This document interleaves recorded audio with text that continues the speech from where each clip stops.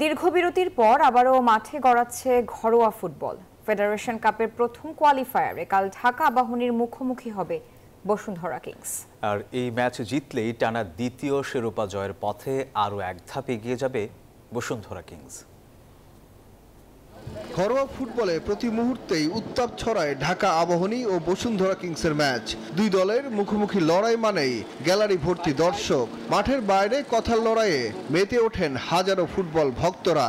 দুই দলের ফুটবলাররাও শেষ পর্যন্ত লড়াই করেন একটি জয়ের জন্য।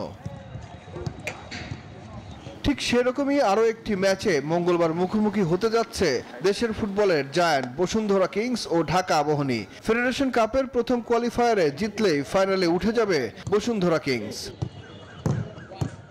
সেই লক্ষ্যে কুমিল্লায় নিজেদের ঝালিয়ে নিয়েছে কিংস। দলের সহকারী কোচ জানান, বাঁচা মরার লড়াইয়ে জিততে চায় তার দল।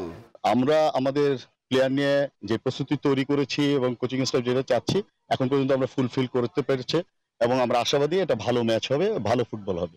অন্যদিকে ডিফেন্ডার তপু বর্মন জানান, আকাশী নীলদের কাবু করতে সব ধরনের প্রস্তুতি সেরেছেন তারা। আমরা প্র্যাকটিস সেশন করেছি, আমাদের নতুন ফরেন প্লেয়ার এসেছে এবং ওদের সাথে আমাদের যেই বোঝাপড়াটা দরকার ছিল সেটা হয়েছে।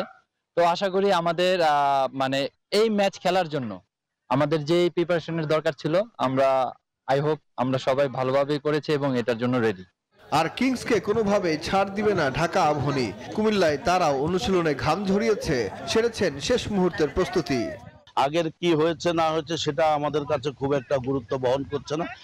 আমরা চাই মাঠে যে 90 মিনিটে বা প্লাস যদি কোনো কিছু থাকে সবকিছুকে মাথায় রেখে আমরা যেন এই খেলাটাতে জয়লাভ করতে পারি। কুমিল্লার শহীদ ধীরেন্দ্রনাথ দত্ত স্টেডিয়ামে মঙ্গলবার বেলা 3:45 শুরু হবে দুই দলের লড়াই। সুখন সরকার, নিউজ 24।